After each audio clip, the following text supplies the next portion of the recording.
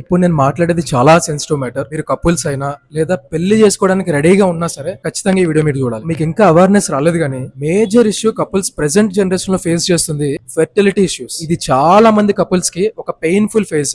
వాళ్ళు నేచురల్ గా ఒక బేబీకి బర్త్ ఇవ్వలేకపోతున్నారు బికాస్ ఇన్ఫెర్టిలిటీ ఇష్యూ. అసలు జనరల్ గా ఈ ఇన్ఫెర్టిలిటీ అనే ఇష్యూ ఎందుకు వస్తుందో తెలుసా?